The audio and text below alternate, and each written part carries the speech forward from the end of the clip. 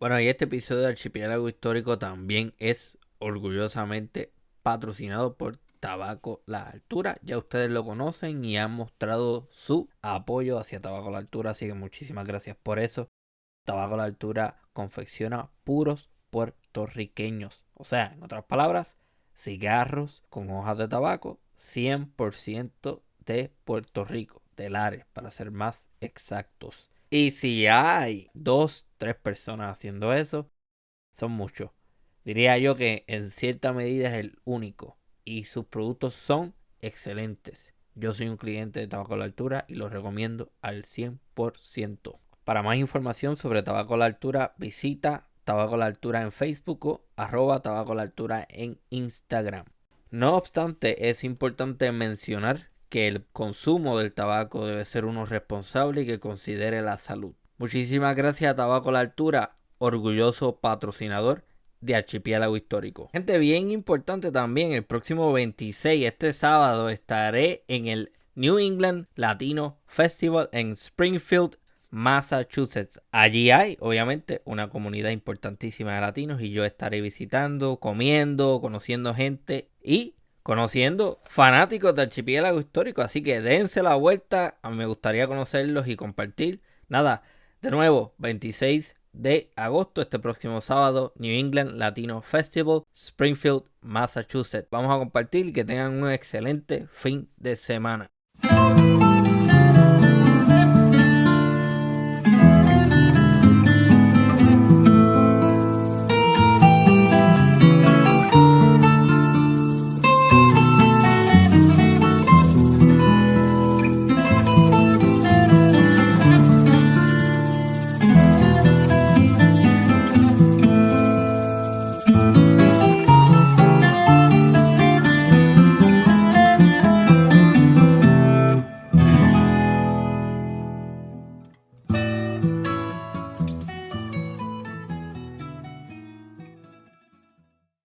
Bienvenidos y bienvenidas a una nueva edición de Archipiélago Histórico. Mi nombre es Ramón González Arango López y en esta ocasión tengo el privilegio de conversar con la futura doctora Isabel Álvarez Echandi. ¿Cómo está todo? Hola Ramón, muy bien, gusto estar aquí y conocerte finalmente. La segunda tica, o sea, la segunda costarricense. Bien, Se- bien, me gusta, ya era hora, ya era hora. Creo que más bien hay que volver esos indicadores y subirlos. Excelente. Participación costarricense. Vamos allá. Más participación centroamericana y caribeña. Eso es lo que estamos buscando. Exacto, exactamente. Para las personas que no conocen, ¿verdad? A Isabel Álvarez Echandi. Háblanos, por favor, un poco de los intereses de investigación y ese tipo de cosas. Bueno, yo soy historiadora. Desde que empecé desde cero en la universidad, historiadora, me gradué con mi bachillerato en la Universidad de Costa Rica hace muchos, muchos años.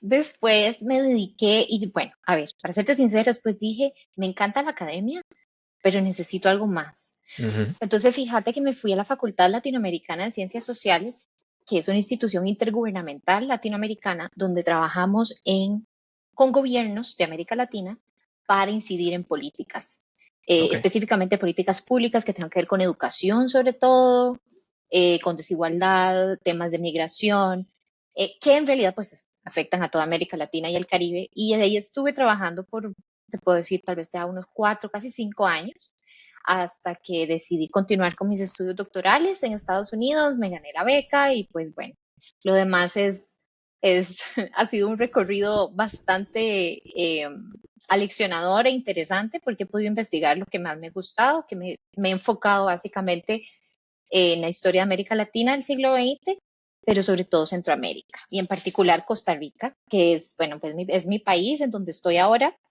y donde, bueno, estoy dando clases, estoy como investigadora del Centro de Investigaciones Históricas de América Central en la Universidad de Costa Rica.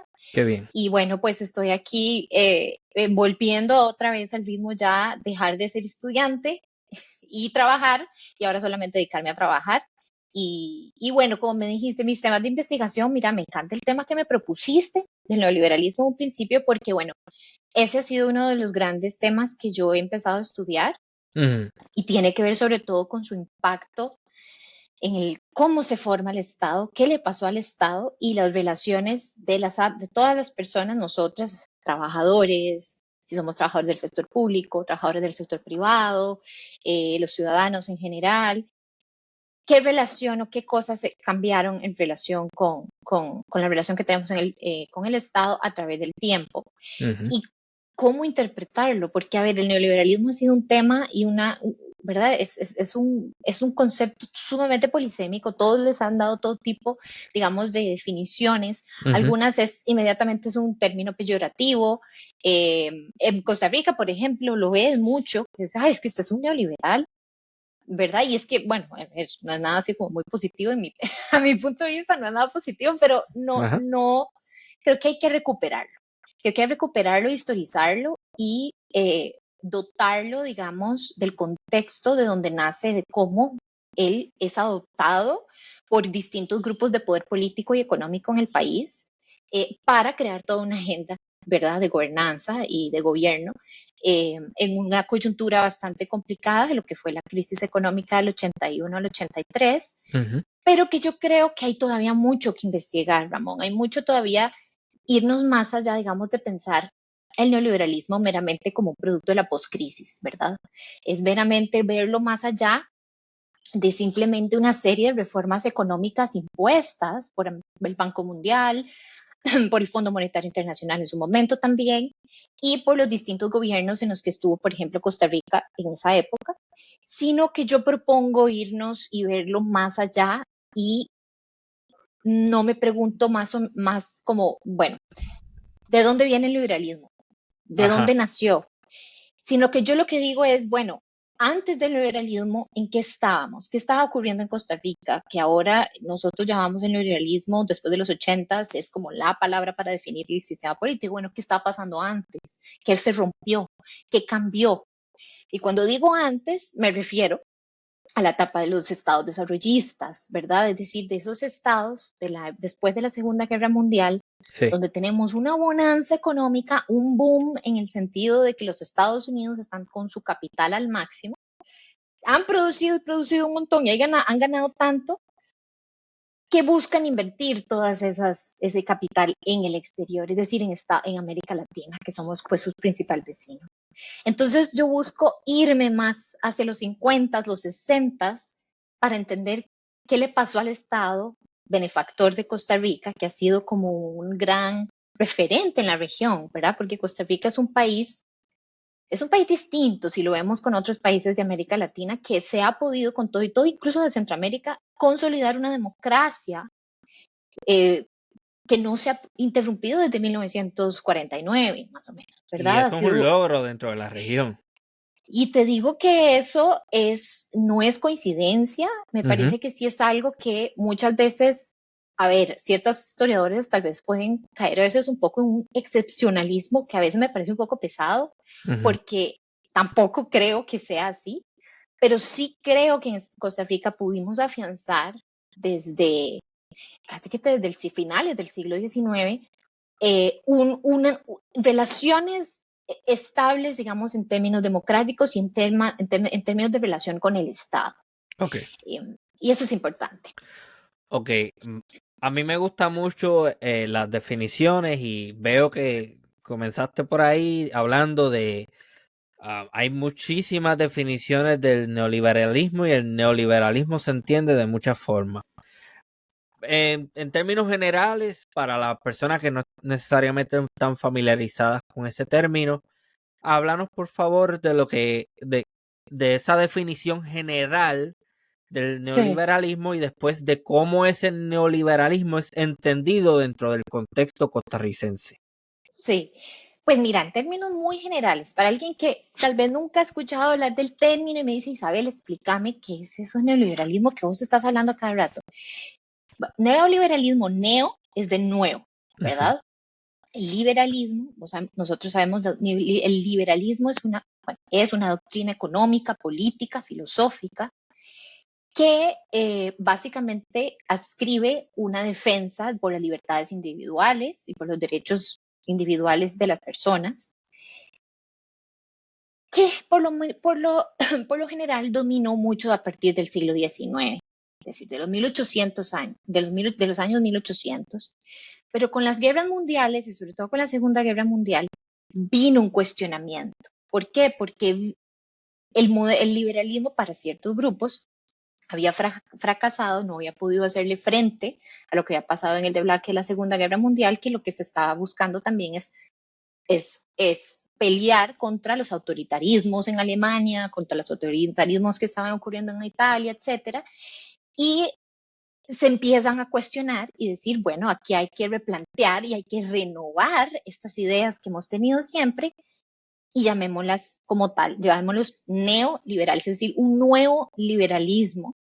Y ese término fue acuñado específicamente por un grupo de señores mayores, yo diría, ya estaban bastante más grandes, en Austria, que se reúnen a mediados del siglo, antes de 1938, más o menos, y buscan teorizar, reunirse y decir, bueno, ¿qué son las opciones que podemos nosotros ahora tener como sociedades? ¿Cuál va a ser el rol del Estado? ¿Cómo envisionamos la economía? ¿Cómo envisionamos? Entonces empiezan a cuestionarse todas estas cosas, digamos como una reunión básicamente donde se reunieron a discutir un libro de un pensador de Walter Lippmann, y ellos empiezan, bueno, y también era periodista estadounidense, etcétera, pero entonces empiezan a cuestionarse, bueno, ¿qué es exactamente lo que de nosotros, desde nuestra trinchera, que eran en su mayoría economistas europeos, que pensamos que podemos ahora darle paso a? Y ahí es donde nace ese concepto de neoliberalismo. En Costa Rica, la historiografía en Costa Rica ha sido muy interesante, porque efectivamente también lo han seguido estudiando economistas, sobre todo en los últimos 20, 30 años. El neoliberalismo ha sido estudiado básicamente como un fenómeno, digamos, esa llegada de esas ideas a partir de la crisis que tuvimos en el 81 y en el 83, que ya vimos que, bueno, que en realidad afectó a toda la región, a toda América Latina. Caímos en una recesión, una devaluación histórica, la caída de las exportaciones, todo. Crecimiento del Producto Interno Bruto llegó a niveles en rojo, menos cero, o sea, de verdad fue una catástrofe que todavía sentimos las consecuencias de lo que fue eso, incluida yo y todas las familias que estamos, de hecho. Entonces dijeron, bueno, optémoslo ahora, buscar soluciones que nos vengan a ayudar y nos puedan recetar de cómo podemos nosotros salir de esta crisis. Y la respuesta fue dada a partir de organismos multilaterales. Entonces el Banco Mundial, el Fondo Monetario Internacional se acercan para proveer una serie de préstamos con una serie de condiciones que nosotros como país debíamos de cumplir para poder recibir esos préstamos, los desembolsos, y poder continuar, digamos, en una ruta de recuperación ¿verdad? Porque acabamos de salir de la crisis. Entonces, en Costa Rica, esa versión, creo, ha permanecido. Muchos economistas, sobre todo, han escrito alrededor del tema, pero sobre todo desde la economía. Recientemente sí han habido estudios que se han salido ya un poco del ámbito meramente economicista. Y para mí el principal, el que ha sido realmente el que ha aportado una mayor interpretación histórica a lo que es el neoliberalismo, ha sido el libro reciente de David Díaz Arias, Los Chicago Boys, que es el neoliberalismo en Costa Rica, que si no lo has entrevistado, podrías también entrevistarlo. Interesante. Donde él básicamente estudia el neoliberalismo, pero lo estudia ya como un cambio, como una doctrina política, evidentemente ideológica, económica, que tiene claros ligámenes con el exterior, ¿verdad? Porque estamos hablando de que todas estas ideas fueron adoptadas en sus momentos por distintos gobiernos, no solo de América Latina, sino de todo el norte global. Desde Estados Unidos con Ronald Reagan, Margaret Thatcher en Inglaterra. Entonces, todas estas ideas se convirtieron básicamente como en el vocabulario mundial. Ya estábamos todos metidos en esta onda de que esta era el modelo pues que había que seguir. Ok, tengo que hacer un paréntesis porque menciona esas figuras y esas figuras son bien... Hay personas que las aman y hay personas que las odian. No hay entre medio. Son Y, controversiales y con toda razón. y en el caso de Margaret Thatcher es bien particular y cómico, que hay una página de internet, ahora mismo no recuerdo cómo es, pero es una página de internet en donde te dice Margaret Thatcher está muerta, todavía está muerta, o sea que celebran la muerte de ella. Y es como que, o sea que para entender que esto del neoliberalismo, para lo que yo veo y lo que intuyo es, o tú lo amas o lo odias, pero lo odias a muerte. Entonces esas Ujú. figuras que mencionan me trajo eso a la mente No, de y que, es que ajá, claro, son figuras sumamente polarizantes. Ronald Reagan, si no tenemos que acordarnos el desastre de política exterior que tuvo y el impacto tan nefasto que tuvo en América Latina. Eso ya hay oh, que decirlo. A ver, sí, y en Centroamérica ni para qué, ¿verdad? Es decir, estamos hablando de una serie, de una guerra de terror, de violencia absoluta, liderada, financiada y apoyada por los Estados Unidos, no sé, que fue nefasta. Entonces, el neoliberalismo, para muchas personas, y con justa razón, es sinónimo de imperialismo, ¿verdad? Porque en la época en la que se da la gran irrupción, hay grandes luchas por sobrevivir, por el poder, que efectivamente causaron un impacto enorme en todas las sociedades y todos los países en América Latina, sin hablar del tema de las dictaduras militares y de los militarismos y de todas las guerrillas, pero todas, de una u otra forma, en el telón de fondo siempre estuvo y ha estado Estados Unidos. Entonces, y por supuesto con el plan Marshall y la doctrina Monroe, todo eso se ha afianzado y con el neoliberalismo y con la llegada de Ronald Reagan, eso evidentemente ha sido, digamos, interpretado y anclado desde un inicio con injerencia extranjera, específicamente estadounidense. Entonces, en ese sentido, y es hasta cierto punto entendible del por qué ocurra eso, porque efectivamente así fue, ¿verdad? Una de las principales intereses de Estados Unidos al estar en América Latina es también liberar mercados, es poder ellos acceder con el capital y la inversión extranjera estadounidense, inyectarla en América Latina para que todos sus precios de sus productos y sus commodities puedan tener un mercado y ellos así poder enriquecerse. Así, en términos más sencillos, digamos, es básicamente la dinámica. Es una dinámica asimétrica, son relaciones de poder asimétricas que fueron tal vez en un primer momento, y esto es lo que nos lleva a irnos a los 50 y a los 60, que es primeramente cuestionada, digamos, en un intento por los economistas estructuralistas, ¿verdad? Que estaban en la CEPAL. Este señor Raúl Prebisch, el argentino, donde básicamente dicen, vea, acabamos de salir de una gran depresión terrible, la gran depresión de los 29 y del 30, o sí que se sintió a nivel mundial, pero empezó en que es Estados Unidos. Ujú. terrible, que se inició en Estados Unidos, pero que afectó a Costa Rica, por ejemplo, increíblemente. Los niveles de pobreza, desigualdad, desempleo, la imposibilidad de colocar los productos de exportación en el exterior, o sea, catástrofe. Entonces ahí dijeron, bueno, aquí hay dos problemas, que es básicamente lo que dicen los estructuralistas en CEPAL. Las relaciones de poder de intercambio entre los países industrializados del norte y los países como América Latina, que solo estamos produciendo productos de agroexportación, de la agricultura básicamente, Materia prima. materia prima, no es sostenible. O sea, siempre vamos a vivir en perpetuas crisis, porque siempre si se viene una crisis en el mercado internacional nos va a afectar a nosotros y vamos a caer las exportaciones y es un ciclo vicioso. Ujú.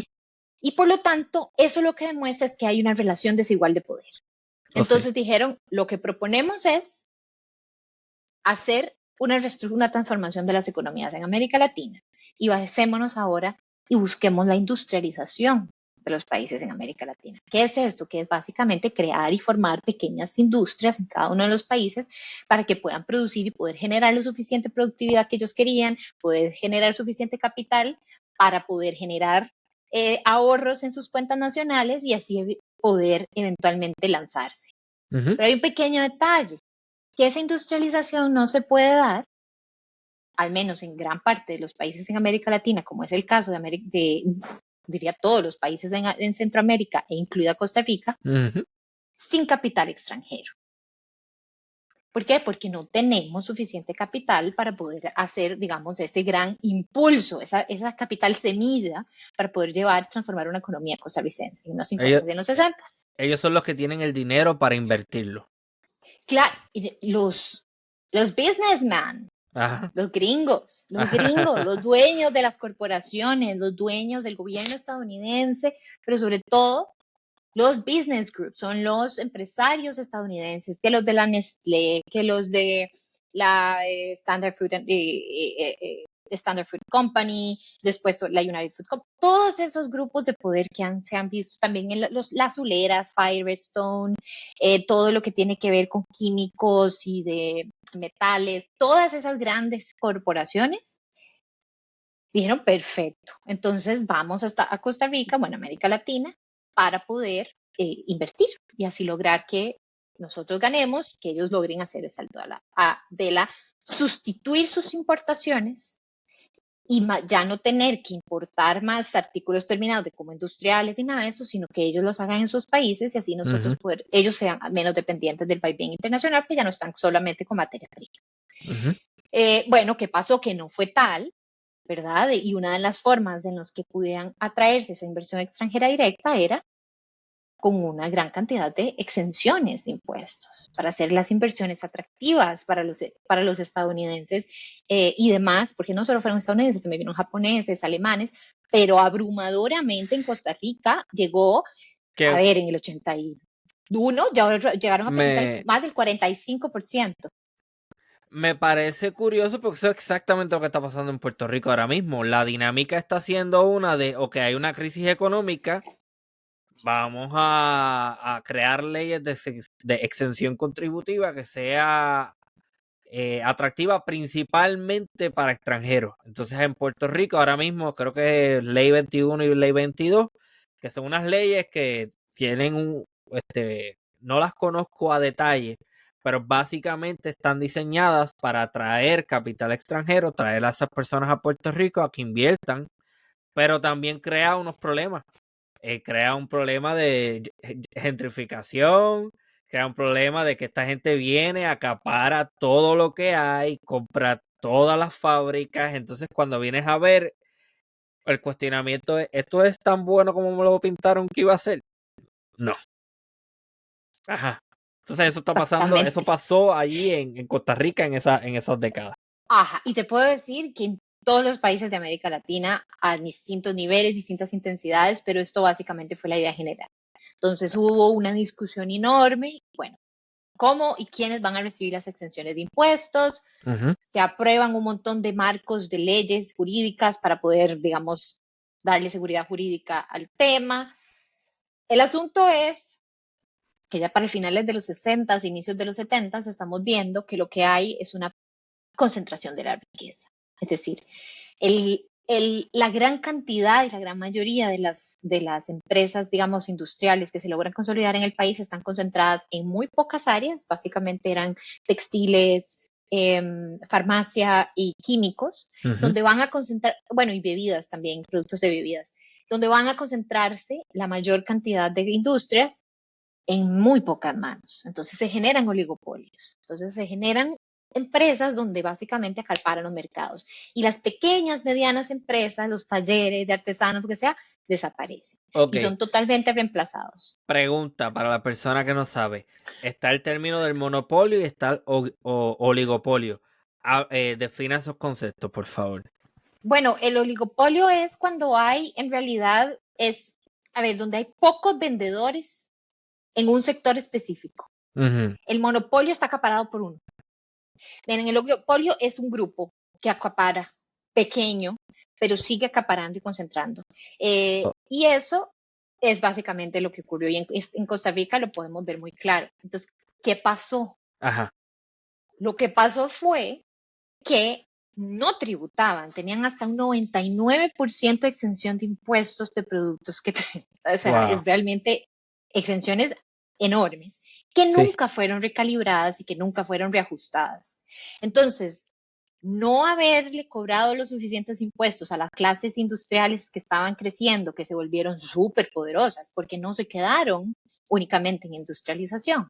Se pasaron después a telecomunicaciones, se pasaron después a toda una serie de negocios de inmobiliaria, de farmacia, etcétera, donde genera aún más riqueza.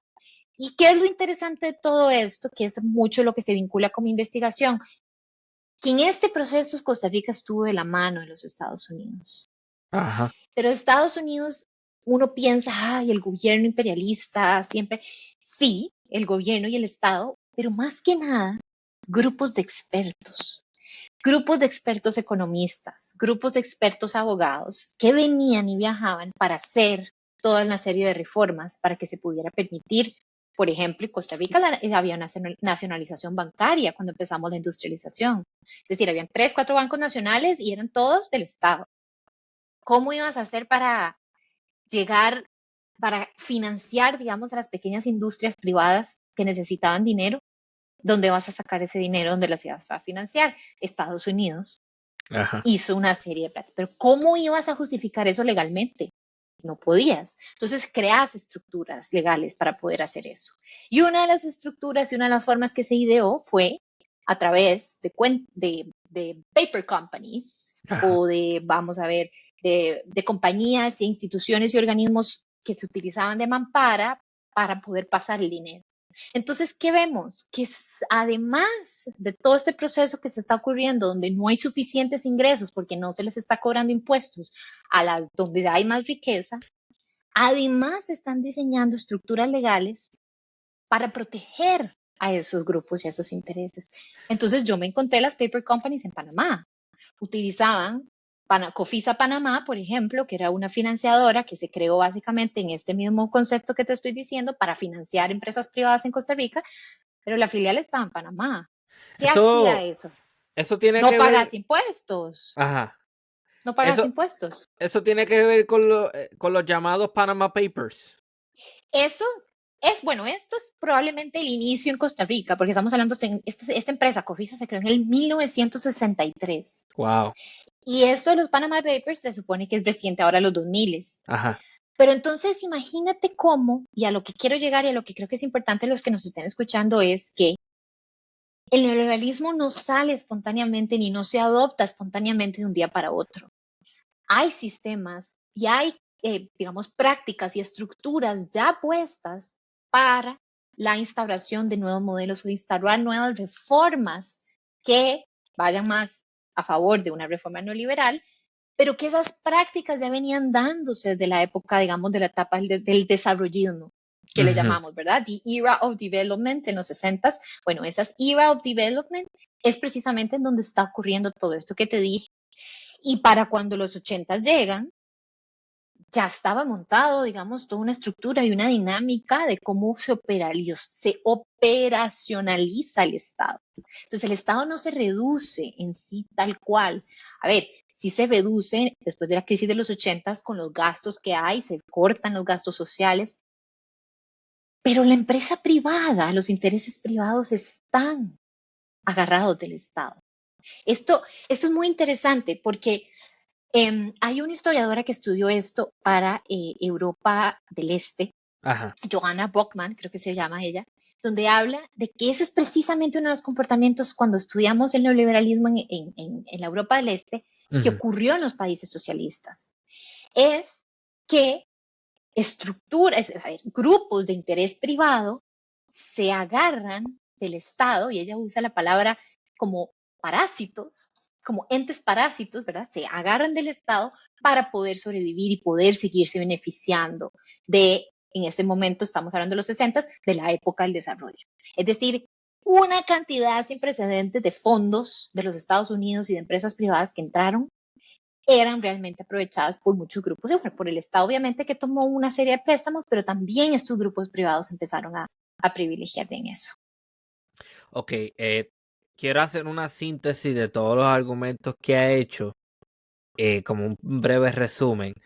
Ujú. Básicamente tenemos la Gran Depresión de 1929 en Estados Unidos, que fue tan importante porque los Estados Unidos, dentro de su dinámica económica, trata a América Latina como el patio trasero y crea unas condiciones de dependencia que al final lo que hace es que si el Estado, vamos a decir, si el marco económico estadounidense cae, por consecuente, América Latina se cae porque son dependientes de este sistema, son los que proveen la materia prima que nosotros los Estados Unidos captamos, le añadimos valor, porque eso es lo que hacen realmente con el proceso de industrialización.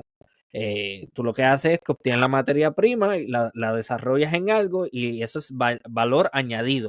Es más beneficioso para la persona que industrializa que para la persona que tiene la materia prima. O que trabaja en la fábrica, porque es que la industrialización vino acompañada de un proceso de desmovilización de sindicatos. En Costa Rica fue brutal. En Costa Rica, después del 49, Ramón, los sindicatos, sobre todo en los sectores privados, fueron perseguidos y realmente se les hacía difícil de que pudieran, por ejemplo, ir a una huelga o de que puedan, por ejemplo, inscribir su sindicato, que lo que pasó en el 62 con el gobierno de Francisco J. Orlich, que no dejaron a los comunistas inscribir un nuevo sindicato. Entonces viene acompañado.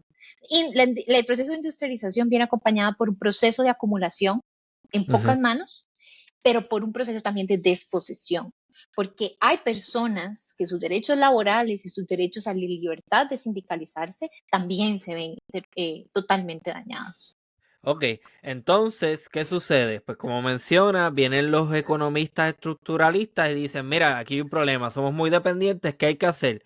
Tenemos que nosotros también industrializarnos de forma tal de que, pues, si Estados Unidos pasa algo, pues eso es allá y aquí no se siente tan fuertemente.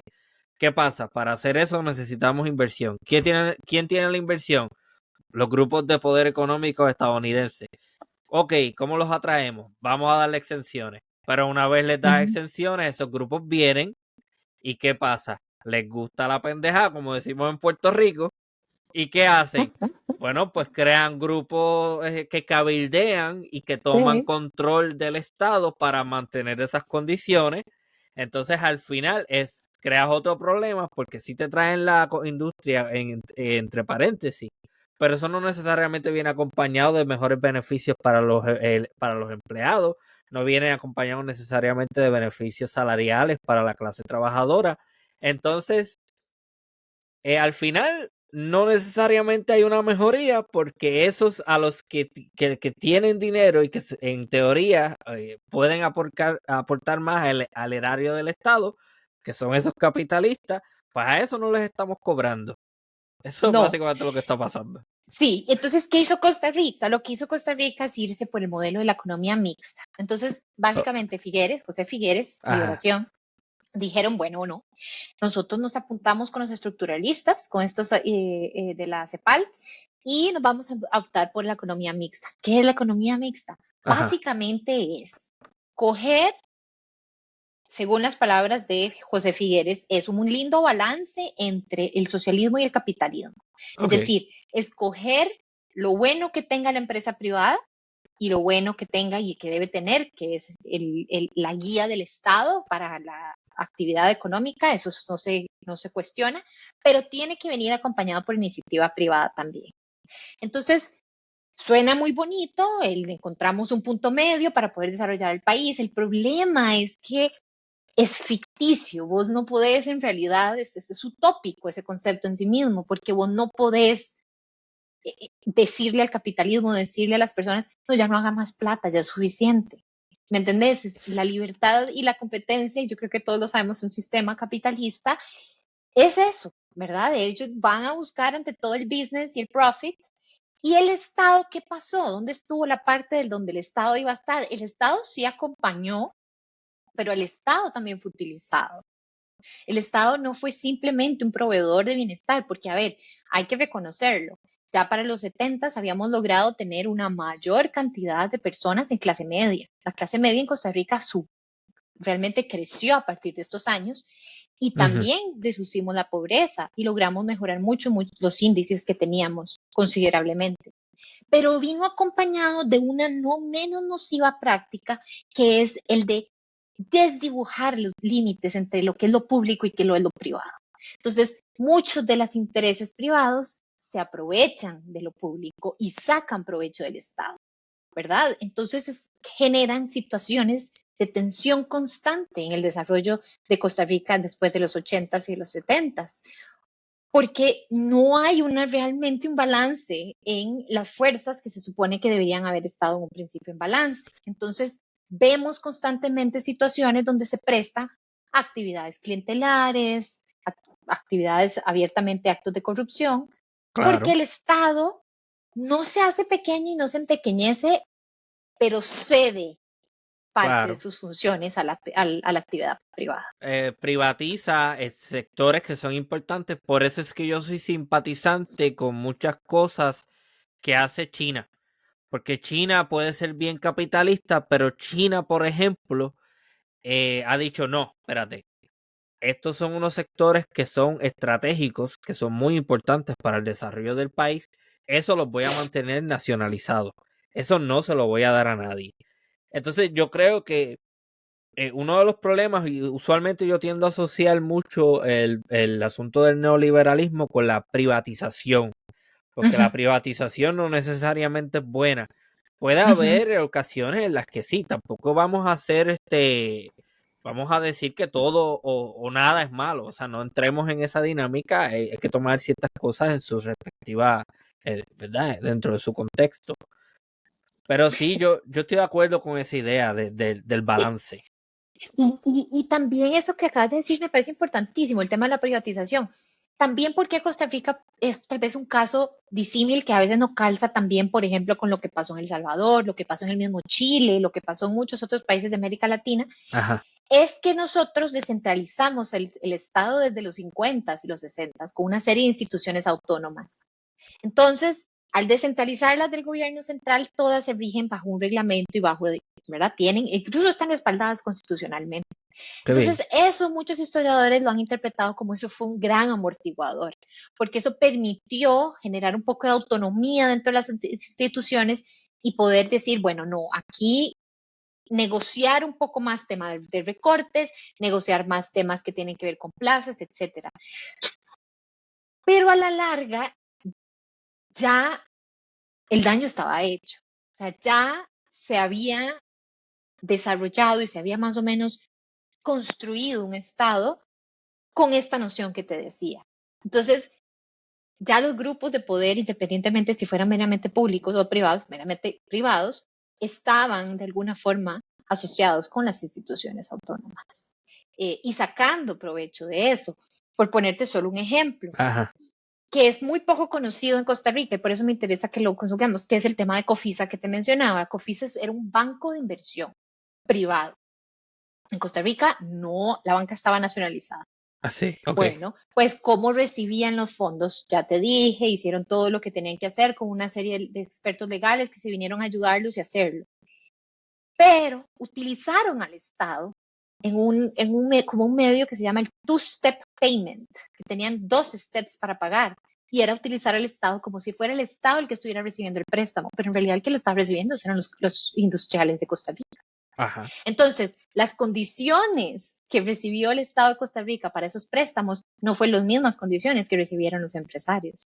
Entonces, los tipos de cambio, las amortizaciones porque tengan que ver por pagos de deuda, no eran iguales. Entonces, ¿quién terminó asumiendo eso? El Estado. Ok, tengo que hacer un comentario y creo que me vas a poder ayudar de una perspectiva más profunda, porque yo no soy economista, no conozco, no los manejo a profundidad, pero hiciste un comentario bien interesante y dice, ok, en Costa Rica la clase media crece, eso es Ajá. indudable, pero yo me imagino que esto no, yo me imagino que tiene que tener su nombre específico dentro de la economía. Y es que está bien, puede ser que hay una clase que crezca, pero ¿qué pasa? Que si tú eres la clase dominante y tú ves que tú vendes unos productos que antes contaban tanto porque eso es lo que la gente podía pagar y en unas décadas ese grupo crece y su poder adquisitivo mejora y es superior ahora, a ver, yo subo los precios. O sea que sí puede haber un crecimiento de la clase media, pero eso no necesariamente significa que la clase media vive mejor, porque se le va a cobrar más por algo que hace par de décadas atrás no pagaba lo mismo, pagaba menos. Absolutamente. Y eso también, pero y es que también, Ramón, todavía la clase media no es la totalidad del país. Es decir, hubo grupos que fueron dejados completamente de lado y esa es la clase trabajadora. Digamos, por ejemplo, los bananeros, las clases bajas populares, esas no están dentro de este ideal de clase media, porque esta clase media crece a la par del Estado. Son funcionarios públicos que crecen de una u otra forma, beneficiados y trabajando para el Estado, por el crecimiento de las instituciones autónomas y del aparato público. Pero hay grupos que no están dentro de eso. Son trabajadores de todos los que están trabajando en muchas de las industrias, no están metidos en ese boom, tampoco están metidos los bananeros en ese momento en el Pacífico Sur, peleándole en los 60s y los 70s para básicamente sobrevivir, o en la zona atlántica, ¿verdad? ¿Qué pasa eso con las corcheras que hay en Zigzagola? Yo tengo comunicaciones, cartas de trabajadores donde literalmente están pidiéndole a los Estados Unidos, venga, intervenga a su empresa porque no podemos seguir trabajando así. Y ahí ves una absoluta ausencia del Estado. Ahí el Estado no está, el Estado cede espacio, cede soberanía en ese sentido. Entonces, tal vez es importante también de desmenuzar un poco eso, porque no es un crecimiento igual para todos, ni beneficia a todos por igual. Eso sí es importante saberlo. Que igual es positivo, bueno, si lo comparamos con otros países de América Latina, sí, absolutamente, incluso con Centroamérica, sí. Pero el sistema político en ese momento en Costa Rica nace también a partir de la exclusión, porque acuérdate que en Costa Rica lo primero que ocurrió después, de uno de los primeros decretos que ocurrieron después de la Guerra Civil del 48 fue prohibir los partidos comunistas. Se prohibieron y no pudieron participar en ningún momento de ninguna contienda política hasta 1975. Estamos hablando de más de 3 décadas. ¿Qué te dice eso? Te dice que es un Estado construido, sí, que fue exitoso para algunos, unos lo llaman que es un gobierno exitoso. Yo en este momento, pues obviamente me encargo más bien de tener más dudas que respuestas en ese sentido. Yo no lo veo tan exitoso, pero sobre todo ocurre excluyendo a un porcentaje de la gente. Y eso en sí no da, eso no es democrático. No puedes construir ni pretender siempre hacer política pública desde esa perspectiva. Tenés que involucrar a las comunidades y tenés que involucrar a los sindicatos que tuvieron y han tenido, por ejemplo, en los 40, tuvieron un papel fundamental en la historia de Costa Rica y crecieron como nunca. Creo que fue en el año 1944 donde hubo la mayor cantidad de inscripciones de sindicatos y de personas sindicalizadas en la historia del país. Sí. Esto fue totalmente olvidado en los 50, fue totalmente eliminado, digamos. Eso ya no era parte de eso. Entonces, ahí estamos viendo un poco cómo se va gestionando un Estado a partir de la exclusión, a partir de la acumulación de unas personas sobre otras, pero que se hace insostenible. No, y ya para los 80s no da más. Y ese descenso de los sindicatos no debe ser ningún tipo de... ¿cuál es la palabra? La tenía en la mente ahora mismo. O sea, la madre, a mí me saca de quicio cuando eso me pasa. En inglés tal vez, o no. No es coincidencia. No es coincidencia porque me imagino que eso coincide con la llegada de estos grupos de poder que te dicen, sí, yo voy a venir, yo te voy a poner la fábrica, pero yo no quiero sindicatos aquí porque esa gente me va a pedir mejor paga, esa gente me va a pedir días libres, esa gente me va a pedir licencia para hacer tal cosa, esa gente me va a pedir mejores condiciones laborales. Entonces, si tú quieres que yo venga a tu país y venga y te haga una fábrica, tú a mí no me puedes dar sindicatos. No, esos sindicatos no los quiero aquí. Ramón, y eso fue lo que pasó. Y para eso ayudó también un montón a Estados Unidos. A Estados Unidos fundó en 1962 la American, vos sabés, la AIFLD, que es the American Institute for Free Labor Development, que es es extraña. Yo la estuve estudiando esa institución y es extraña porque no es gubernamental, pero no es 100% privada. Es una NGO, es una Non-Governmental Organization que crean en el 62 con plata de un montón de corporaciones, plata de un poco del Estado federal, y se expanden por toda América Latina a partir del 62 en la administración de John F. Kennedy para lanzar uno de los problemas, de las ofensivas en entrenamiento laboral más ambiciosas que han habido en Estados Unidos a partir de ese instituto. Entonces, ese instituto, que era básicamente también un front para recibir también mucho dinero de la CIA, esparcen a sus labor attaches, que le llamaban, que son sus cabecillas, las expandieron por toda América Latina para crear entrenamientos en lo que ellos llaman el sindicalismo libre y democrático, ¿verdad? Que es una concepción básicamente totalmente para sustituir el sindicalismo comunista y de lucha de clases, porque ellos lo que buscan es conciliar. Todos vamos a querer cosas, eso es lo que básicamente dicen, pero nosotros trabajamos mejor cuando trabajamos en armonía. Nosotros no queremos luchas de clases, nosotros no queremos ninguna de ellas, nosotros queremos que todos vayamos y salgamos felices y logremos prosperar todos. Entonces desarticula esta idea de que la lucha de clases, que evidentemente existe una relación asimétrica entre un patrón y un trabajador, no hay una relación. Bueno, ellos parten de la idea que es una relación asimétrica.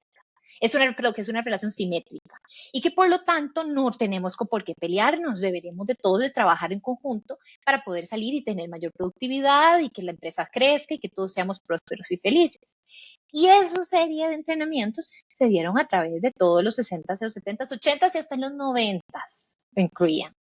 Y el Estado costarricense dio rienda suelta, abrió las puertas para que entraran y vinieran estos, que lo que hacían es interesante porque trabajaban reclutando a trabajadores de grupos afines a ellos, se los llevaban a Washington, los entrenaban 2, 3, a ver, dependiendo, 2, 3 meses, y los volvían a poner en un sindicato, donde en el sindicato se encargaban de expandir todas una de las ideas que venía. Es como un agente de desestabilización. Un agente que, ok, vamos a venir, pum, yo te siembro allí y tú todo esto me lo desmantela. Claro, y así quitaron a líderes comunistas que se estaban queriendo elegir en algunos de los puestos de ciertas empresas o en ciertas instituciones, y los quitaban y ponían a estas personas que eran, pues básicamente las entrenaban en hacer collective agreements, que son collective bargaining, es poder, a ver, ¿cómo lo traduzco en español? Es hacer negociaciones colectivas. Ajá, negociaciones colectivas, los enseñaban cómo hacer negociaciones colectivas, cómo organizar efectivamente una huelga, pero también cómo infiltrarse y desarticular movimientos. También nos enseñaban a esas cosas. Entonces, vos los ves esparcidos, si tú trabajas, por ejemplo, que yo trabajo en la parte del Pacífico Sur en las bananeras, te encontrás a un montón de agentes, básicamente son agentes de la CIA porque están financiados por la CIA, en todo lado, todos los sindicatos, básicamente viendo dónde está el cabecilla, dónde podemos hacer cosas, dónde y los ves básicamente cómo se infiltraron en todos los niveles del Estado, porque hasta en la junta directiva de esta empresa que te dije, Cofisa, ahí había un agente de la CIA.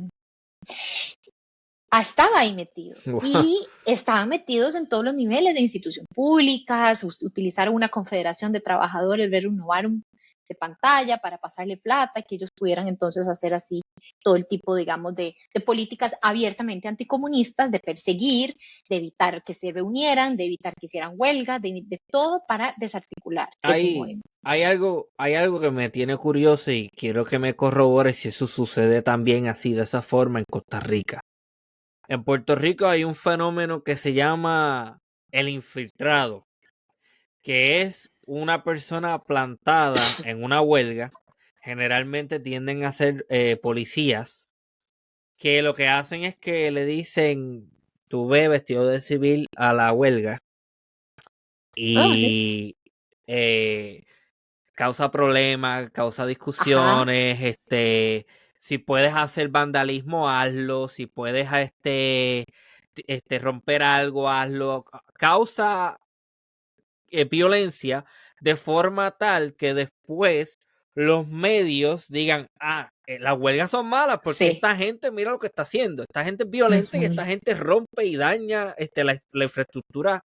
Eso pasa así también en Costa Rica. Sí, sí, absolutamente. Esta gente Es una estrategia. Esa y las famosísimas listas negras, ¿verdad? No sé si en Puerto Rico están las listas negras. En Costa Rica, las empresas, y hay muchos, y de hecho, hasta jueces de la República me lo han, en unas entrevistas que hice, me lo confirmaron, que están las famosas listas negras, donde ponen a una serie de trabajadores que tienen sospechas de que son comunistas o de que quieren hacer un sindicato o de que quieren desestabilizar de alguna forma porque o se está reuniendo mucho con los trabajadores o porque está incomodando, como le eso, dicen, y lo anotan en la lista. eso en Puerto Rico le llamamos carpeteo. Y eso lo Bueno, hacía la policía. Te abrían un expediente, te investigaban, iban a tu casa, iban a sí, me ponían infiltrado y también era bien efectivo para intimidar. claro. Pues, es que imagínate, ponete a pensar, venís de una guerra civil también, en Ajá, Costa Rica, por ejemplo. ajá, Los perdedores fueron los que iban con el gobierno de Calderón Guardia, que fue el que salió exiliado, sí, y los comunistas, que los comunistas se aliaron con Calderón.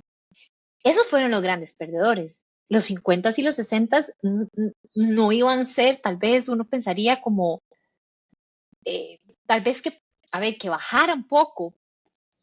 Sí, no, porque uno no fueron legalizados hasta el 75 y las prácticas que vi y que logré acceder a todos los archivos que pude ver ujú, eran de constante persecución, de constante antisindicalización. Es que ya no es simplemente un anticomunismo, es antisindicalización. sí, Entonces, todo eso dominó gran parte, muchos de los gobiernos, sobre todo muchos del Partido Liberación Nacional, que fue el bando ganador de la guerra civil, eh, en los 60 y en los 70 y en los 80 se recrudecieron aún más por todo el tema del miedo del comunismo en Nicaragua y de la revolución sandinista que nos van a venir a atacar y nos van a comer.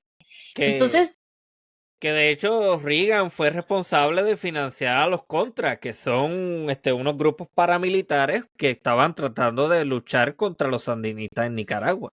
sí, ¿y cómo lo hizo? Ajá. ¿Verdad?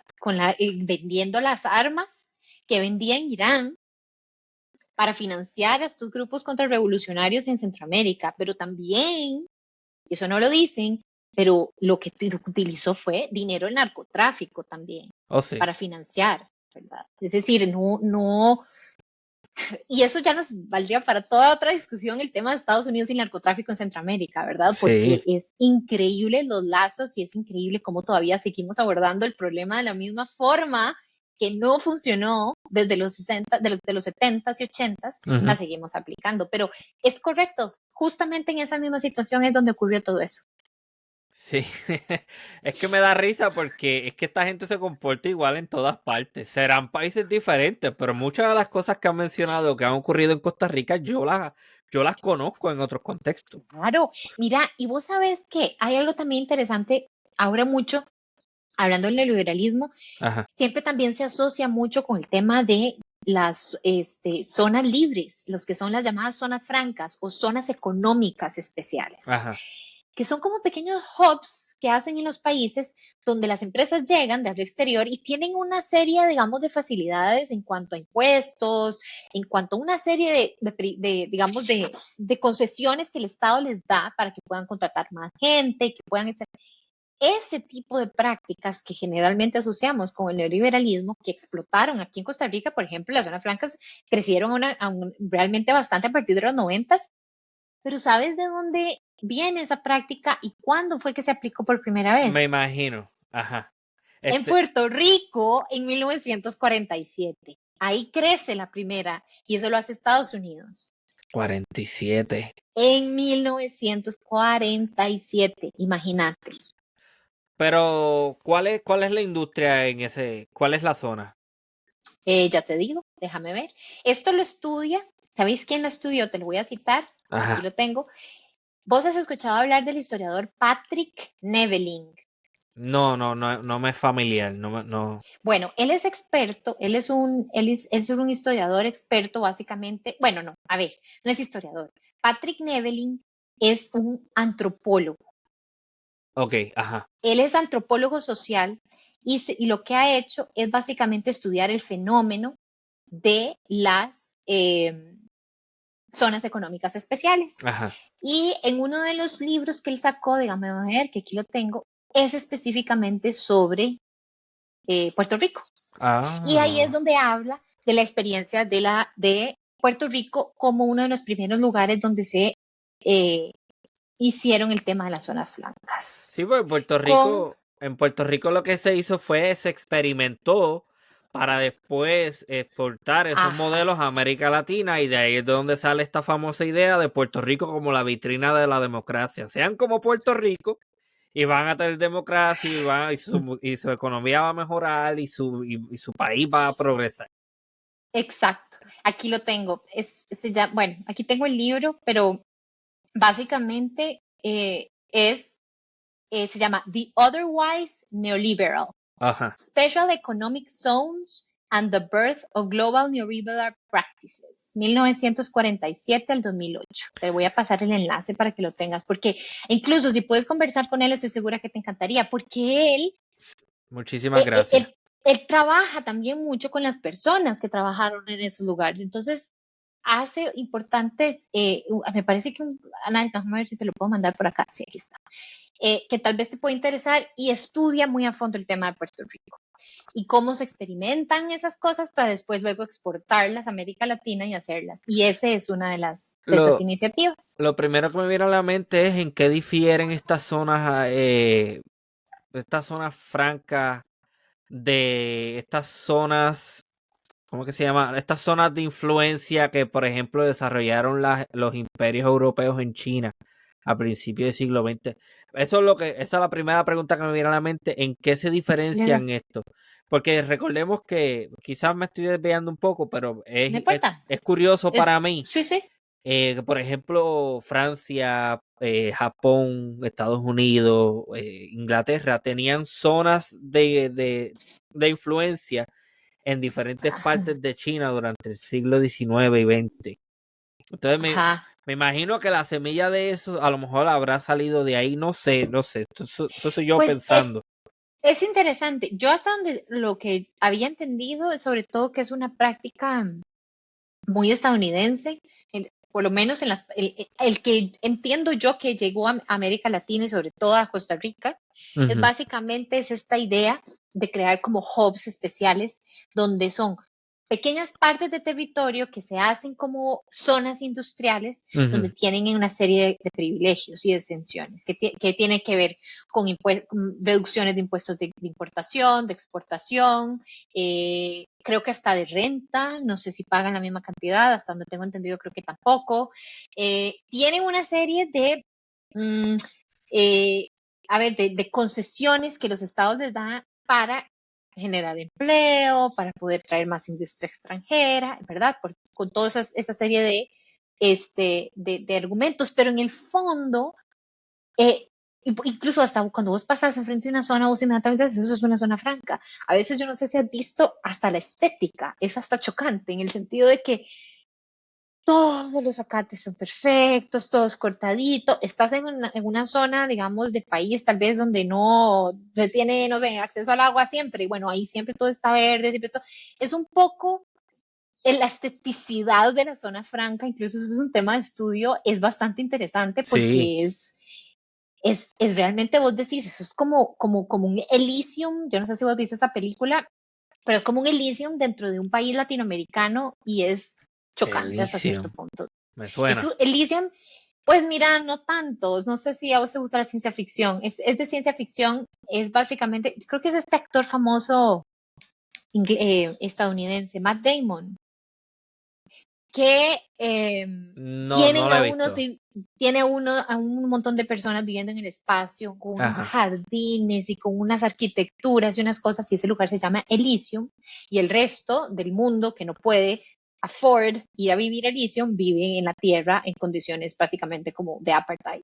Entonces, tal vez es un poco extremo lo que estoy diciendo, pero es un poco esta idea de pensar también, y que eso quiero dejártelo, de que las zonas francas y todas estas, digamos, espacios de privilegio que se le dan a ciertas compañías extranjeras, empresas extranjeras, Ujú. también tienen una representación espacial y tienen un lenguaje espacial Oh, que se sí. puede ver y cómo se manifiesta, digamos, en las ciudades de América Latina, ¿verdad? Bueno, Esto sin tocar de fondo, por ejemplo, el tema de lo que es realmente trabajar bajo ese régimen, porque no sé si has sabido, aquí en Costa Rica en este momento la discusión está en que quieren aprobar la jornada de 12 horas diarias wow. y ¿Los 5 días quiere de la semana o ustedes trabajan? trabajas 4 días y tenés 3 libres. Pero a ver, Ramón, vos trabajás un día 12 horas, al día siguiente estás agotado, pero tenés libre. Y Eso no es luego tenés negocio. que volver otra vez 3 días seguidos. Y Wow, no no. solo eso, sino quién te cuida a tus hijos si tenés hijos, si tenés que recogerlos de la escuela, si tenés que darles de comer. Entonces, impacta evidentemente más a las mujeres que a los hombres, eso te lo aseguro. Pero ese es el tipo de discusiones que se están dando en Costa Rica ahora y lo que están haciendo es ver si primero empiezan a implementarlo en las zonas francas. Entonces, es interesante cómo también empiezan a generar esos espacios de estas zonas francas, pero también ahora se ven casi que como laboratorios para experimentar cosas, como si las personas que están trabajando ahí no son seres humanos que necesitan más bien 8 horas. Más, deberíamos estar conversando de cómo reducir la jornada semanal, que es la Wow. tendencia que está ocurriendo en el mundo, y aquí estamos hablando de cómo hacemos una jornada Eso, de 12 horas. ¿Qué es lo que hay atrás? Que es que pagar aquí una hora extra en Costa Rica es caro, y wow. como debe ser, porque debe ser excepcional. La idea de que una hora extra valga, o creo que vale 1.5 más que una normal, es precisamente para desincentivar que le hagas pasar eso a tu trabajador, a tu trabajadora, porque no es sostenible. Aquí dicen no, esto más bien los va a ayudar, esto más bien es la gran maravilla. Entonces esa es la gran pelea que ahora se está ocurriendo en la asamblea. Y para que veas que Costa Rica podemos mantener y hemos mantenido un sistema democrático, pero ha venido acompañado de un no menos proceso no democrático, que es el que pequeños grupos de poder han concentrado muchísimo poder económico y político y Sí, no se está distribuyendo sí, y sí. no está llegando a las personas que les debe de llegar. Ellos cabildean y le ponen el dinerito en el bolsillo del político y le dicen, mira, te va a seguir entrando dinero por aquí, tú simplemente te tienes que asegurar de que tú vas a apoyar las medidas que yo te diga. Es que esto pasa en todas partes, esto es corrupción 101. Total, total, pero ¿hasta cuándo? ¿Qué es exactamente lo que estamos esperando que suceda? Porque si yo me tengo que ir a las calles, yo me voy a las calles, lo he hecho antes, lo puedo volver a hacer, eso no es ningún problema. Ujú. Pero hay personas que no se pueden dar el lujo simplemente de dejar su trabajo e irse a manifestar. Entonces Ujú. también ese es otro tema. Y además, el Ministerio de Trabajo en un país como Costa Rica está prácticamente invisibilizado. Cuando le preguntaron de su criterio técnico, de qué piensa sobre una jornada de 12 horas, lo que dijeron es, no, nos parece bien. Y es más, ¿y sabe qué? No es necesario que los patronos nos estén mandando sus planillas actualizadas cada mes. Nosotros, si se las solicitamos, que nos las envíen. Y uno es como, Y, ¿pero dónde están? y hay algo que yo estoy seguro, eso de las 12 horas es solamente para el trabajador. Eso no es para el gerente de operaciones, eso no es No, para la junta de directores. Esa gente no, no va a trabajar las 12 horas. no. Y además dicen que es opcional.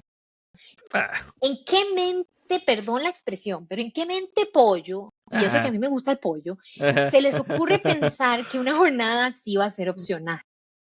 Cuando vos como trabajador estás en una relación de asimetría, querás o no, porque estás vendiendo tu trabajo Tu a cambio de una tiempo, tu remuneración y tiempo. tu tiempo y Sí, hasta tu salud que eso es física, más emocional, importante. todo, Sí. que no tiene precio. Pero aún así están partiendo de la idea de que no. de que sí se puede y que no es ningún problema, todo va a salir bien. Entonces, es bastante complicado porque cuando te digo, Ramón, todavía estamos sintiendo Claro. todos los efectos de todas las decisiones que se han venido tomando de década tras década, es porque las estamos viviendo todavía. Y parece que a veces como que si el tiempo más bien haya regresado al futuro y estamos todavía peleando por unas jornadas eh, de 8 horas. Yo no pensé nunca que pudiéramos otra vez volver a llegar a este tipo de conversaciones. Sí, sí. Uno pensaría que sería menos lo que estaríamos peleando ahora mismo. Menos horas. Pero ya ves que no, estamos con un gobierno altamente pues conservador de derecha, Ujú. que también viene siguiendo una línea que no es nueva. Y esta es otra cosa que creo que es importante. Lo que este hombre, este señor, el presidente, está viniendo a hacer ahora no es nuevo. Esto todo, es más, hasta como habla y las cosas que escribe, yo que he trabajado con documentos del Fondo Monetario y el Banco Mundial, habla como un tecnócrata de estas organizaciones internacionales. Y no, no lo digo como un insulto, pero lo digo en el sentido de que, a ver, Es un no ha lenguaje, me funcionado. imagino, que es bien populista. Y no ha funcionado. Costa Rica se ha convertido en uno de los países más desiguales del mundo. América Latina está con unos niveles de desigualdad de los más altos en el mundo, más que África, más que muchas regiones que uno pensaría jamás. Claro que sí, Costa Rica es insostenible la desigualdad de ingresos, Ramón. Es realmente una bomba de tiempo. Ujú. Pero este tipo de discusiones no se dan desde hace mucho tiempo en los últimos años en Costa Rica y venimos arrastrando una serie de gobiernos altamente conservadores, neoliberales, que no han podido salirse de eso. Ok, hay algo que me viene a la mente que me da mucha curiosidad y estoy casi seguro que sé la respuesta, pero lo voy a hacer como quiera. Me imagino que a toda persona opuesta a ese tipo de medidas lo tildan rápidamente de comunista. Comunista. A mí ya me dijeron que yo soy una comunista. Ah, Y le hago yo, disculpe un segundo, ok, yo acepto lo que usted me quiera decir, pero ¿qué entiende usted por comunismo? ajá. No saben, No o sea, no, saben. no, no, No saben, no. ¿no? Es malo, Entonces, eso es todo. Es malo. hay un anticomunismo exacerbado en este momento, sobre todo porque la única fracción legislativa que le está haciendo pelea a este gobierno por la jornada de 12 horas, por la evasión fiscal, por una serie de temas que me parecen que son trascendentales, Ujú. son un grupo, de hecho, de diputados jóvenes del Frente Amplio, que es un grupo, pues en realidad se catalogan de centro izquierda, porque yo Ajá. creo que son más centro, no son realmente. Esos son los primeros que dicen, son lo más comunista que hay en el mundo. Sí, sí, que Entonces son. y el mismo presidente acaba de atacar a uno de esos diputados con una serie de insultos homofóbicos y al final le dijo, básicamente, usted es un comunista. Eso fue lo que le dijo, que no sé. Imagínate si todavía tenés ese tipo de mentalidad, Ese men- es literalmente quedarse en los 60. Sí, esa mentalidad de Guerra Fría. Costa Rica es muy conservador. Ajá. Es muy conservador. Tenemos muy generales y no esta parte tal vez no es nada científica, pero es mi apreciación. Te digo, es muy conservadora, es muy católica, pero sobre todo es conservadora. En este momento me llama muchísimo la atención cómo proliferan los discursos anticomunistas, pero muchísimo, muchísimo. Bueno, es que una y otra vez la izquierda se va replanteando como una opción porque sobre todo en países como en América Latina, donde hay un ciclo de derecha, de neoliberalismo, de liberalismo, de este tipo de cosas. Y a mí por lo menos me llama mucho la atención que el comunismo está tomando mucha fuerza en Brasil. Mm, Entonces, yo sí compro la idea de la lucha de clase. Yo creo que eso es una realidad. Negarlo eso existe, eso es real. claro. Este, y no sé, yo generalmente tiendo a considerarme de centro izquierda también. Tiendo a proveer el diálogo. A ver, ok, ¿qué me dices tu derecha? Ok, ¿qué me dices tu izquierda? Vamos a ver. Hay ciertas cosas en las que yo puedo estar de acuerdo con un sector, hay ciertas cosas en las que yo puedo estar de acuerdo con otro sector. Yo creo que para mí eso es lo saludable. versus estar completamente alineado con un sector todo el tiempo, con un lado del espectro político todo el tiempo. Yo creo que eso es problemático también. Total, total. Pero no soy adverso a estas ideas izquierdosas, como decimos, porque yo creo que hay que darles la oportunidad de que traigan algo nuevo y que se experimente con otras cosas. Es importante. No podemos Y seguir en el también, ciclo. y también sabes que es importante el Ujú. recambio generacional. O sea, no es posible que sigan los mismos viejillos, nada en contra de las personas mayores. Yo las quiero y son como de la edad de mis papás, yo los quiero muchísimo, no es nada, de verdad, en contra de la edad. Claro, entiendo. Pero es necesario hacer un recambio generacional, es fundamental. Y hay partidos políticos, hay trincheras donde ese tipo de conversaciones y ese tipo de cambios, incluido hasta cierto punto hasta en mi familia, les voy a traer a colación, porque hay muchas cosas que mis papás, yo no puedo hablar cosas con mis papás, porque mis papás van a estar totalmente en contra, porque en muchas cosas son muy conservadores.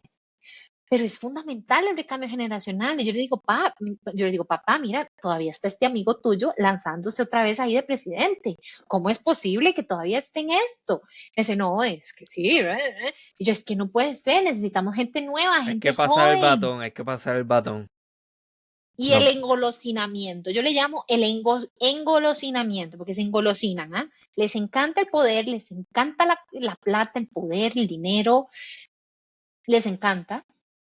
Y de ahí, mira, tendría que realmente ser una persona que se haga rodear por todo un grupo de personas totalmente nuevo para que tal vez yo llegue a tener una idea de, bueno, está bien, este señor ya se ha lanzado, pero bueno, tiene nuevas personas alrededor, pero ni eso, no ocurre. Y hasta que eso no ocurra, y no se renueve generacionalmente muchas de estas cosas, Ujú. no van a entrar ideas nuevas, no van a entrar iniciativas nuevas y tal vez hasta soluciones distintas de cómo ver las cosas o cómo proponerlas o cómo trabajar en conjunto, cómo vincularse con la juventud para que la gente vote más, cómo manejar redes sociales de una manera realmente que le llegues a las personas que van a votar. ¿Me entendés? Yo siento que eso hace falta.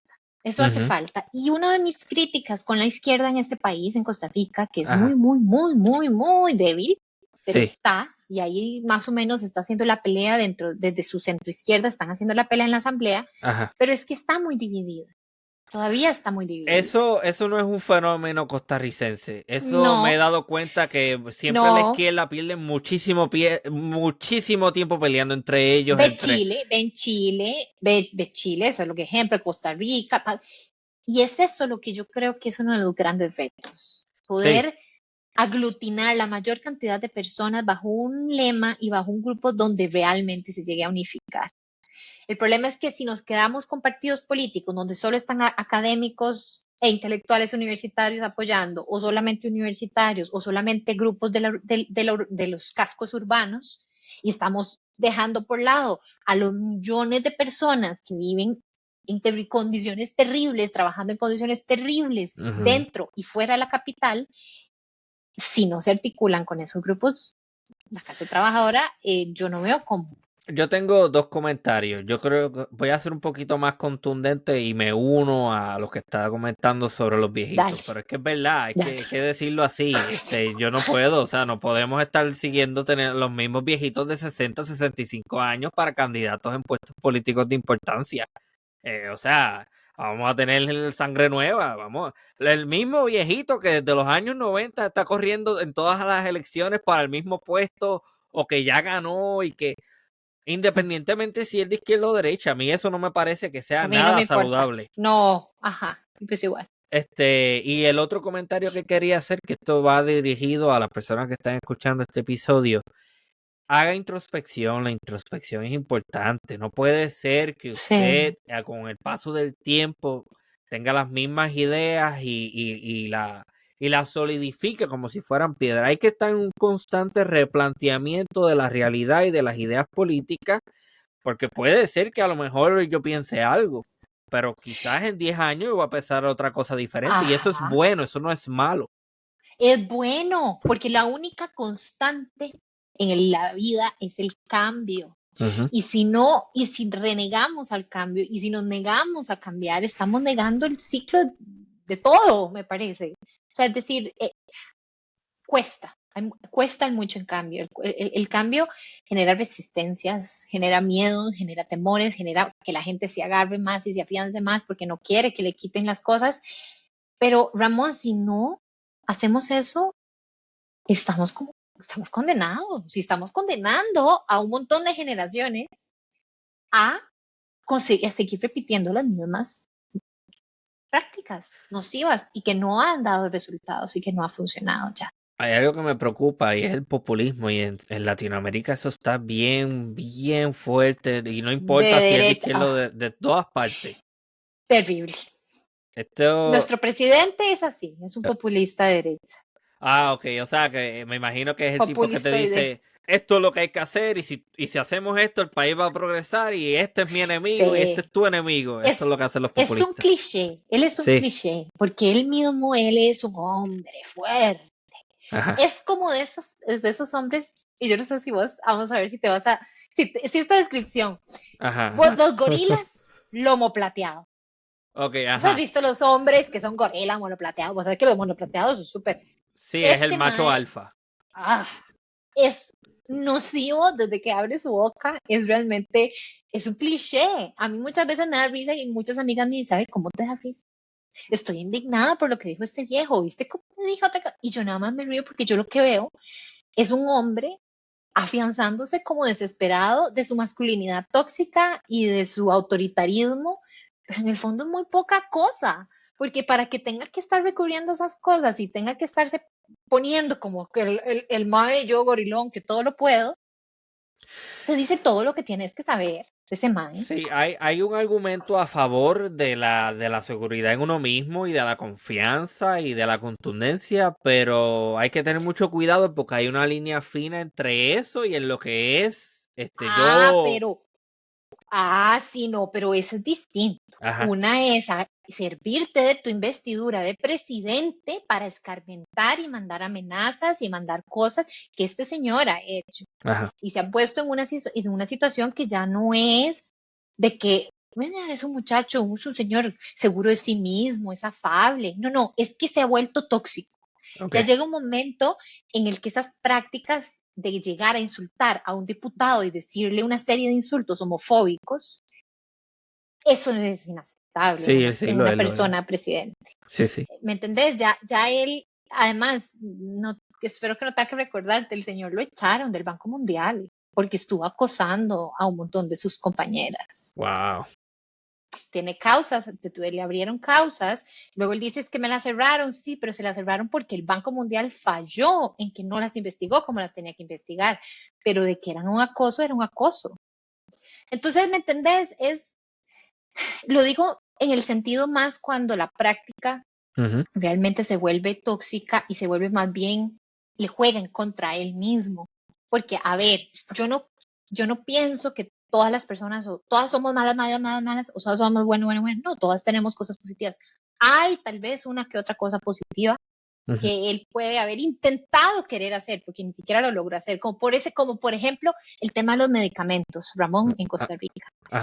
En Costa Rica es una barbaridad el precio de los medicamentos. Yo no te puedo explicar lo caras que son. Entonces, me parece que esa iniciativa de querer bajarlo, los precios de los medicamentos, me parece más que justificada el apoyo. Ahora, el que lo hizo, no lo hizo, se fue, las habladas. Pero hay cosas positivas que yo también admito. Yo no soy una persona que solamente veo lo negativo y ya, porque yo creo que sí hay cosas que ha querido hacer y me parece. Y además, con todo y todo, hay una asamblea que le está poniendo límites de contrapeso y espero que esta fracción, aunque es pequeña, de estos chicos diputados que te dije, el Frente Amplio, puedan generar espacios e instancias donde muchas personas podamos apoyarlos y vean que no están solos y que no queremos desmantelar el poco país que nos queda, ¿verdad? De seguro social y de etcétera. Entonces, sí. Estoy muy de acuerdo con eso que estás diciendo porque muchas veces también caemos en eso de que esta persona, por ser del partido opuesto, todo lo que diga automáticamente yo lo voy a estar en contra. Y eso me Es que parece que no. Exactamente, hay que buscar espacios de diálogo y hay que buscar cosas y hay que entender que en muchísimas cosas a lo mejor vamos a estar de acuerdo. Eso no es Es que no malo. hay otra, y es que no hay otra. Este Ujú, señor fue votado por una mayoría. Una mayoría de los costarricenses lo eligió. ujú, Bueno, ya está ahí, ujú. ya no lo vamos a cambiar. Sí, ¿Qué podemos construir a partir de lo que este señor ofrece, de lo que yo ofrezco? ¿Qué se puede construir y qué se puede hacer? Si les ponemos la cruz y nos negamos y caemos más bien en quemar puentes, que más bien es algo que él ha hecho, porque las fracciones del Frente Amplio, por ejemplo, se han mantenido anuente y abierta a ayudar, pero él no, porque los tilda de comunistas, entonces no quiere trabajar con comunistas, pero sí, es vital generar consensos, es fundamental aprenderlo y saber que no todo se puede ganar, pero claro. no siento yo, y esto también es cero científico, esto es mi opinión, pero Sí. no siento que haya en este momento como ganas de realmente que todo nos vaya bien. Yo creo que todo el mundo está jalando para su saco, los empresarios para ellos, todos para ellos, y a la mierda el país. Una, una crítica que yo le hago mucho, no, no, como quiera, eso a mí no me, pero una crítica que yo le hago mucho a la izquierda es que la izquierda suele ser, esto es lo que nosotros planteamos, ¿es eso o es nada? Y siempre las propuestas y las soluciones tienen que ser lo perfecto. Y si eso o sea, no hay como que una apertura para negociación. Eso es un problema que yo siempre tiendo a ver en la izquierda. Es como que todo bien bonito y bien idealizado, pero si no me lo pasas como yo te lo estoy diciendo, no vamos a seguir conversando. Y eso está mal. O sea, hay que ver que Sí. poquito a poco nosotros vamos adquiriendo terreno. Hay cosas que a lo mejor tú no me vas a probar al completa, pero yo ya tengo la semilla de ahí.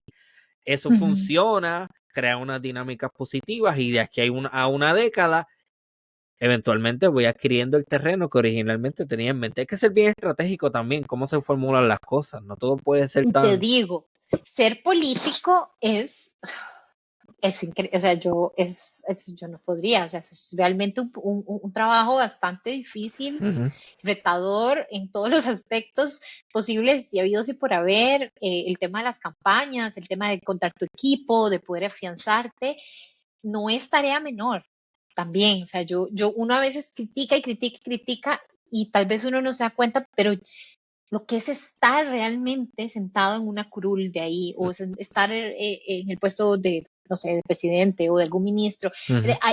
A ver, no es fácil.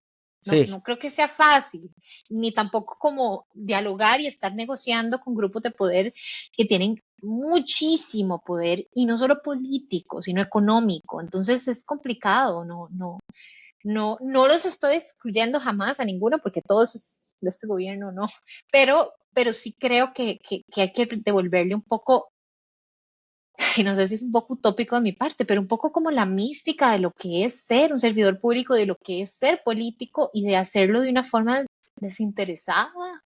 Eh, sí. pero yo creo que es utópico, yo creo que tengo una forma muy idealista de ver la vida, pero es que si no, no veo cómo vamos a hacer. Y yo tomo una clase de ética y hay una teoría que habla de que el ser humano es esencialmente egoísta y yo no sé Ujú. hasta qué punto eso usualmente puede ser cierto porque es que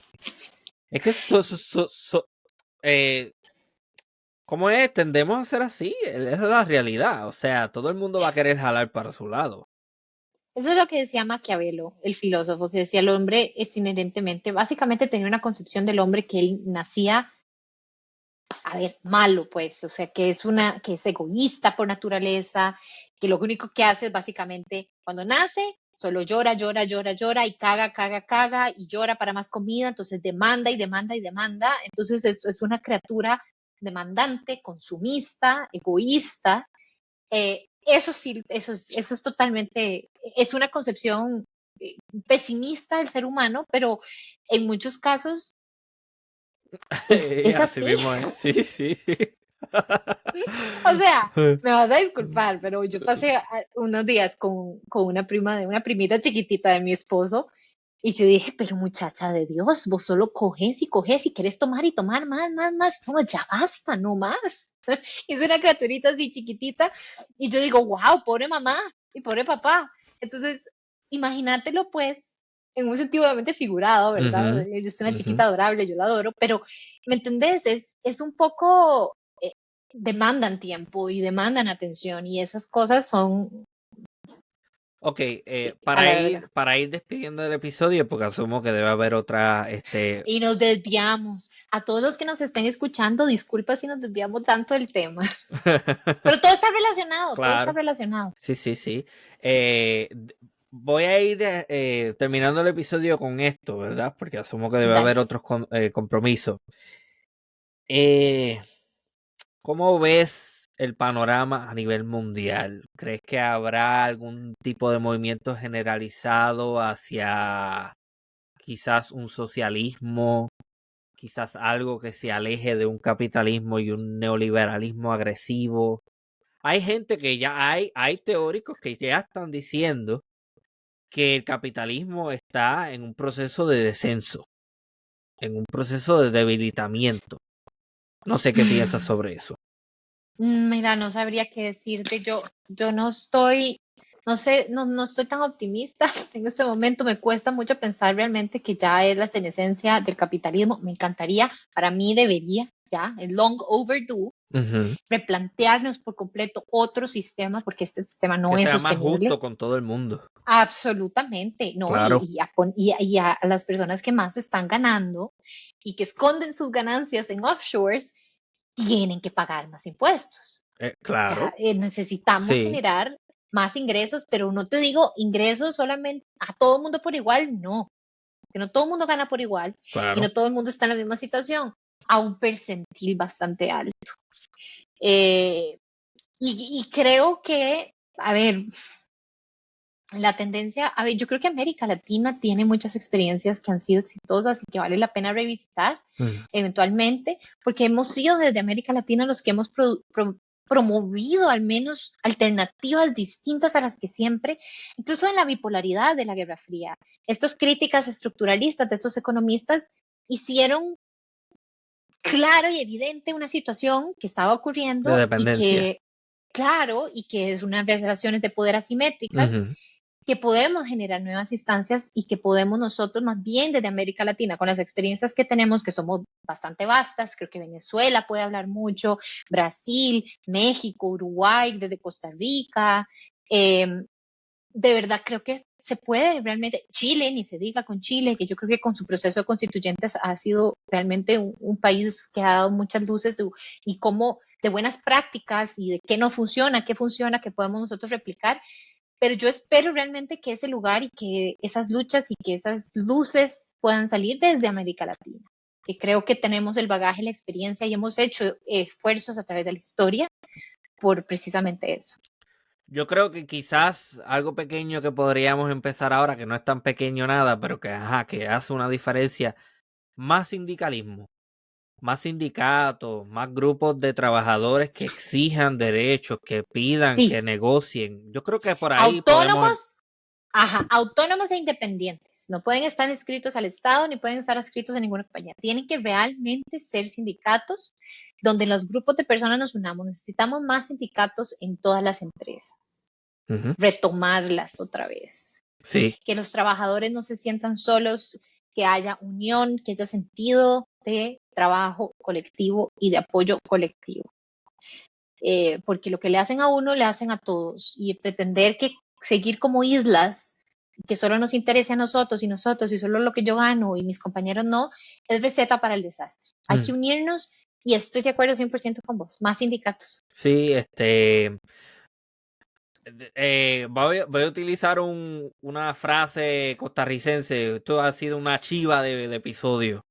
¿Cómo? Ay, igualmente, lo he disfrutado montones. Me ha gustado mucho la dinámica, un excelente A mí episodio. también. Me parece súper entretenida. Yo creo que tenemos buena química. Y estoy totalmente de acuerdo en lo que estás diciendo y me encanta lo que estás haciendo. Me parece que es tan importante y por eso, mira, te felicito y es un honor para mí que me hayas invitado. No, muchísimas gracias. Seguiremos compartiendo. Quizás en algún momento hagamos otro episodio sobre una temática distinta. Claro. Eh, mencionaba antes de grabar que quizá en algún momento me gustaría visitar Costa Rica y probar los pejibayes que me han hablado de ellos. Así que Por nada. favor, delicioso. Con mayonesita, con salsita. Sí, delicioso. Excelente. Bueno, pues muchísimas gracias. Que próximamente será doctora Isabel Álvarez Echandi. Ya, muchas gracias. Muchísimas gracias por haber participado y esto ha sido una nueva edición de Archipiélago Histórico. Hasta la próxima.